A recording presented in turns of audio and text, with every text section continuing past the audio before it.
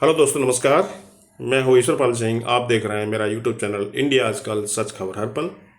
पेश है एक नया वीडियो जिसमें हम डॉक्टर मनमोहन सिंह और आज की समकालीन राजनीति पर एक विश्लेषण पेश करेंगे। उम्मीद है आपको पसंद आएगा। अगर पसंद आता है तो इसको लाइक करें, यूट्यूब कमेंट बॉक्स में कमेंट करें, दोस्तों में शेयर करें, और इंडिया आजकल टीवी नाम से यूट्यूब चैनल अगर सब्सक्राइब नहीं किया हो तो सब्सक्राइब कर लें। धन्यवाद। तो चलिए शुरू करते हैं वीडियो। मनमोहन सिंह के डॉक्टर मनमोहन सिंह के समय शक्तिशाली थी जनता, लेकिन आज लाचार क्यों? क्योंकि देश ने डॉक्टर मनमोहन सिंह की शालीनता, सहनशीलता, स्थिरता को छोड़ क्षुद्रता, उग्रता, हिंसा और क्रूरता को अपना लिया। मनमोहन सिंह के समय जनता शक्तिशाली थी और आज लाचार। डॉक्टर मनमोहन सिंह की मृत्यु के बाद उनके जिन गुणों की सबसे अधिक चर्चा की जा रही है वे हैं संयम, सभ्यता, शालीनता, सहनशीलता, स्थिरता और संवाद के गुण। यह सोचकर आश्चर्य होता है कि बहुत दिन नहीं हुए हमारी राजनीति में और उससे भी अधिक हमारी सत्ता में ये गुण मौजूद थे। इन गुणों के कारण ही हम खुद को जनतंत्र कह सकते थे। कोई समाज या तो देश तभी जनतंत्र कहा जा सकता है जब सत्ता में ये गुण मौजूद हों।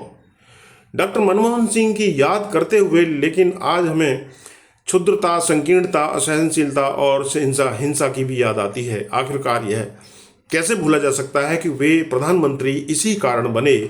भारतीय जनता पार्टी और देश का नेतृत्व करने के लिए सोनिया गांधी के विदेशी मूल को लेकर के आसमान सर पर उठा लिया था।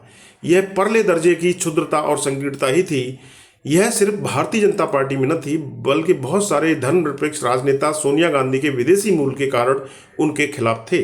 कई बुद्धिजीवी भी, कांग्रेस पार्टी के कई नेता तो इसी कारण पहले से ही पार्टी को छोड़कर चले गए थे।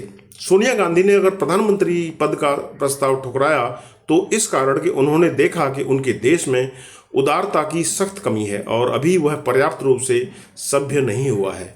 लेकिन इसके लिए भी जिम्मेदार थे यहाँ के अभिजन। आप याद कर सकते हैं कि जब सुषमा स्वराज जैसी भद्र महिला धमकी दे रही थी कि सोनिया गांधी के प्रधानमंत्री बनने पर वे अपना सर मड़वा लेंगी और नंगे फर्श आजीवन सोएंगी, चने खाकर दिन बिताएंगी, तो इसका मीडिया में और बड़े उद्योगपतियों या बुद्धिजीवियों की तरफ से दृढ़तापूर्वक कोई विरोध नहीं किया गया था। यानी यह उचित ही मान लिया गया था कि सोनिया गांधी पर इस तरह का हमला किया जा सकता है। अगर उचित नहीं तो यह तो स्वीकार्य राजनीतिक रणनीति है और कांग्रेस को पीछे धकेलने के लिए यह तरकीब अपनाई जा सकती है। इस घटना से हमें यह मालूम पड़ता है कि भारतीय जनता पार्टी की पराजय का अर्थ यह नहीं था कि भारत में संकीर्ण हिंदू राष्ट्रवाद की पराजय हुई थी, बल्कि हिंदू राष्ट्र एक प्रकार से हर दल में मौजूद था। कांग्रेस भी अपवाद नहीं थी। भारतीय जनता पार्टी को भी इसलिए और आक्रामक होने का मौका मिला। 2004 की जीत के लिए सोनिया गांधी के नेतृत्व को श्रेय दिया गया, लेकिन उन्हें सरकार चलाने के लिए इस वजह से अयोग्य पाया गया कि वे जन्मना भारतीय नहीं थीं। हम सारे लोग जो मूलतः अमेरिकी या इंग्लिश या कनाडा के नहीं हैं, खुद को उन क्षेत्रों के देशों के नेतृत्व के लिए योग्य उम्मीदवार मानते हैं, लेकिन भारत में किसी अभारतीय मूल को प्रथम अयोग्यता मान लेते हैं। सोनिया गांधी ने यह देखा, भारतीय मन का संकुचन देखा और उसकी सीमा समझी। उन्हीं ने डॉक्टर मनमोहन सिंह का नाम प्रधानमंत्री पद के लिए प्रस्तावित किया। यह उनकी राजनीतिक परिपक्वता थी। उन्होंने एक घुटे हुए राजनेता पीवी नरसिंह राव का नाम प्रस्तावित नहीं किया और ना ही प्रणब मुखर्जी का। नरसिंह राव का चरित्र 6 दिसंबर 1992 को उजागर हो गया था और प्रणब मुखर्जी की वैचारिक नम्यता कुछ समय बाद जाहिर होने वाली थी।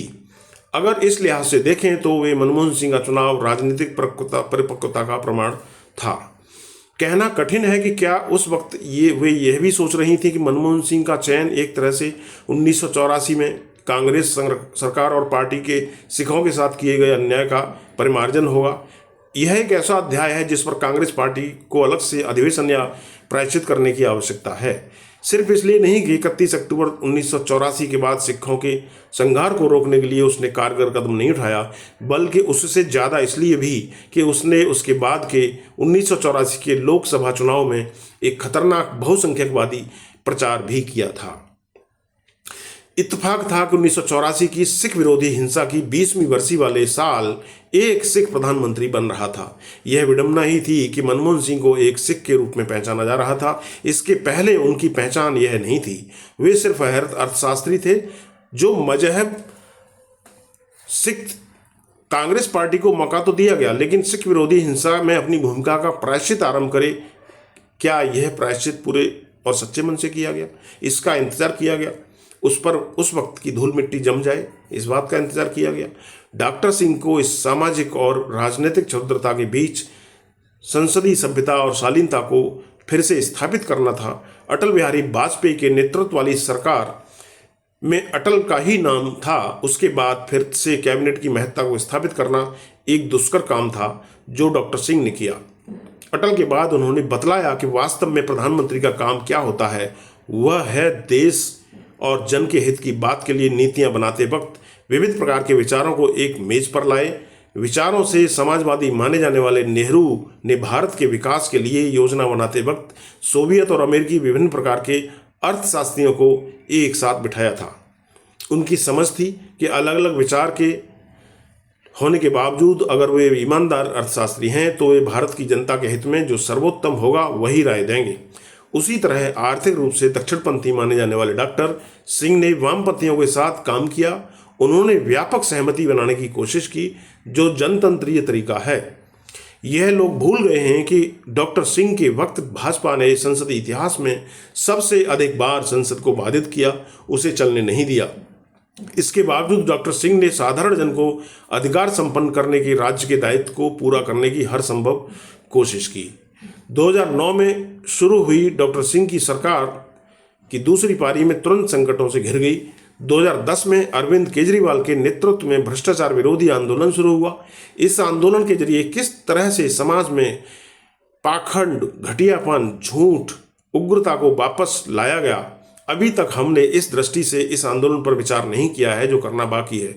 विडंबना यह भी है कि इस आंदोलन में शिक्षित बुद्धिजीवी वर्ग ने भी बढ़ चढ़कर हिस्सा लिया, जिसे सबसे अधिक जरूरत धीमेपन और स्थिरता की थी। समाजवादियों और वामपंथियों से मनमोहन सिंह के उदारवादी अर्थशास्त्र के विरोध के लिए एक स्पष्ट रूप से दक्षिणपंथी राष्ट्रवादी आंदोलन में जाना गलत नहीं समझा गया। इसे जिस तरह से भारत के कॉरपोरेट जगत, कॉरपोरेट मीडिया का उत्साहपूर्वक समर्थन मिला, क्या उसका यह कारण था कि आर्थिक उदारीकरण के बाद अब अधिक मुनाफा कमाने के रास्ते में अब डॉक्टर सिंह की रुकावट जान पड़ने लगे थे। पूंजी की भूख अब इतनी विकराल हो गई थी कि उसे जल, जंगल, जमीन सब कुछ चाहिए था और डॉक्टर सिंह की सरकार के कानून उसके आड़े आ रहे थे। पूंजी अब डॉक्टर सिंह की इस नीतिगत सभ्यता और शालीनता से ऊब चुकी थी। उसे एक ऐसा व्यक्ति चाहिए था जो क्रूरतापूर्ण जनता को देश की पूंजी के हवाले कर दे और वह खोज से चल रही थी। पूंजी की निगाह गुजरात की तरफ थी। एक ऐसा व्यक्ति जो जनता की सबसे घटिया मनोवृत्ति को जगाकर उसके भीतर की हिंसा का प्रतिनिधित्व करे, उसकी घृणा और हिंसा को उकसाकर जनता के ही एक हिस्से को उसके खिलाफ करे और उसे इस प्रकार व्यस्त रखकर पूंजी सब कुछ हड़प कर लेना चाहती थी। यह काम एक आदमी कर सकता था। पूंजी ने और भारत के अभिजन ने उस व्यक्ति को विकास पुरुष का भेष दिया, जामा पहनाया। जनता ने गुजरात के विकास पुरुष को चुना। उसके पहले उसे पूंजी और भारत का अभिजन अपना चुका था। क्या हमने इस पर विचार किया कि भारत के अभिजन किस तरह डॉक्टर सिंह की सरकार की व्यर्थ शालीनता से अधीर हो उठे और उनकी जगह उन्होंने जानबूझकर क्षुद्रता, उग्रता, हिंसा, क्रूरता को अपनाया। आज डॉक्टर सिंह की मौत के बाद हमें अतीत की याद आ रही है, जब समाज में शुभ भावों यानी गुड विशेष का प्रभुत्व था। आज उनका पुनर्वास कितना कठिन जान पड़ रहा है। डॉक्टर सिंह के समय जनता शक्तिशाली थी, आज वह कितनी निःशक्त और लाचार नजर आती है। फिलहाल इस वीडियो में इतना ही। वीडियो आपने पूरा देखा उसके लिए आपका बहुत बहुत धन्यवाद। नमस्कार।